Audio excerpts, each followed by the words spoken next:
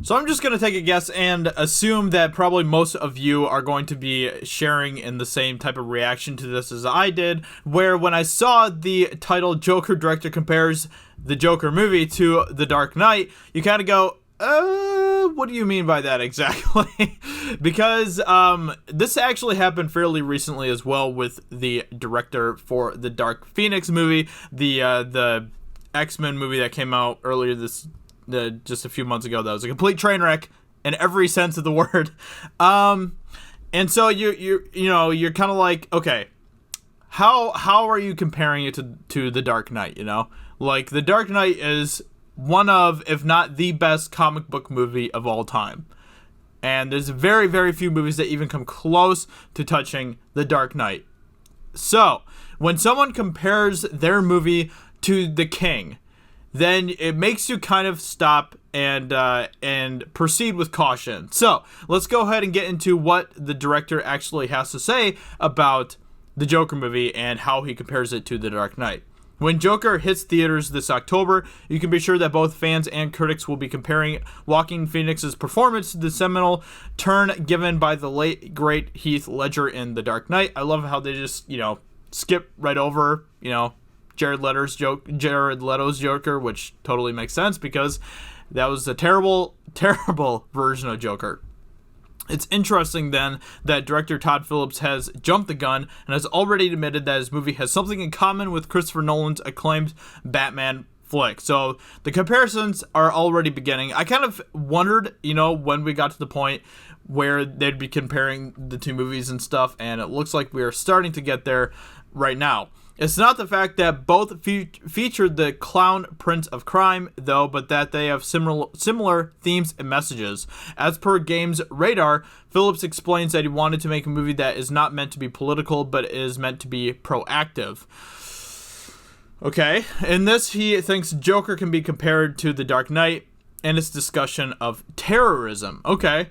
I think there will be some 21-year-olds that go and watch it who just think it's a version of a Joker story, and that's fine too. I don't want to define it as this message movie because it's not, but it definitely is the same way that The Dark Knight was not a message movie, but it definitely was a post-9/11 terrorist sort of thing. So, basically, from what that kind of sounds like to me, it sounds like he's saying, this movie really isn't supposed to be making you believe a certain type of message or anything, but we are trying to basically put a message out there about, to raise awareness about, like, terrorism and stuff like that. It's kind of what it sounds like he's trying to say, because The Dark Knight really did kind of dive into some of that with that movie, and they handled it very well because, they weren't really, like, pushing any sort of message to make you believe a certain way as the audience or anything. Like, you must believe terrorism is bad and say so on social media every day, or you are a terrorist yourself. Taking kind of the same mentality that people like Disney have and things like that nowadays. But it's still like, put a message in the film about, like, raising awareness and stuff. There's nothing wrong with having messages in your movies. There isn't. People have been doing that in stories forever. Ever since the beginning of time. Stories have had messages in them, viewpoints, worldviews, things like that. But it depends on what kind of a message you're putting in your movie and what's the purpose of your message and things like that.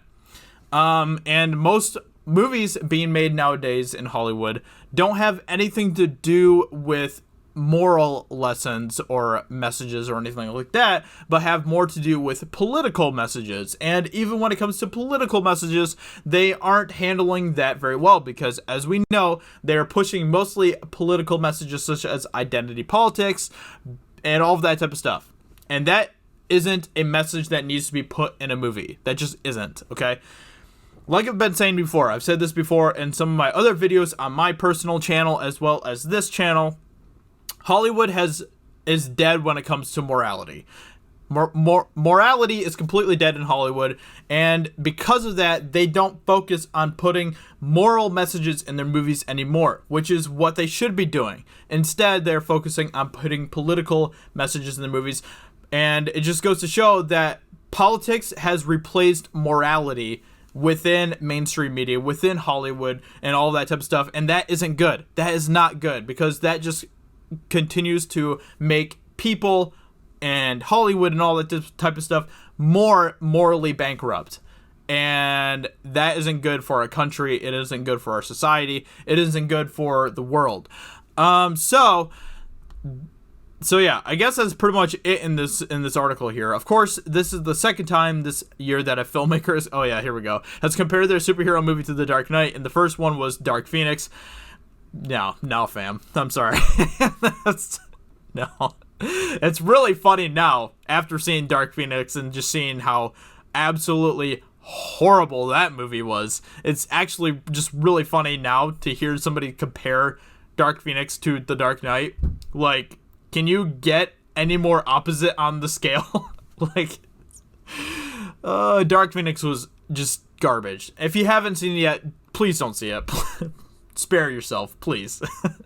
Even fans of the final X-Men movie have to admit that it didn't live up to the heights of the genre that director Simon Kinberg was teasing it would hit.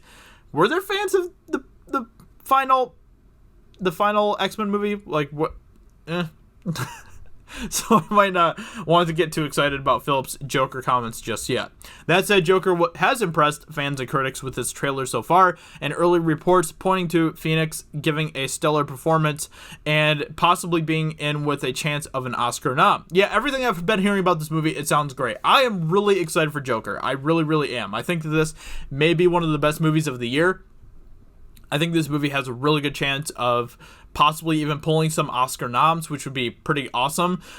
This movie, honestly, sounds like it's going to be doing a lot of good stuff. So I'm really, really excited for this movie. I believe it comes out in October, the first weekend in October, I believe. So I definitely will be doing a review for it, which you can be checking out on my channel if you want to. So, yeah, I'm excited. Let me know in the comments below. What do you think about Joker? What do you think about the comments from the director here? And let me know in the comments below what you think, and I'll talk to you all very soon in another video. Talk to you later. Bye. Hey everyone, it's Jeremy from geeksandgamers.com, and if you're a fan of Geeks and Gamers, please go to our website, visit our merchandise store. We have t-shirts, hoodies, hats, beanies, tank tops, and in the very near future, we're going to have many more products for you to choose from. So thank you for the support. We appreciate it. You guys have a great day, and we will talk to you later.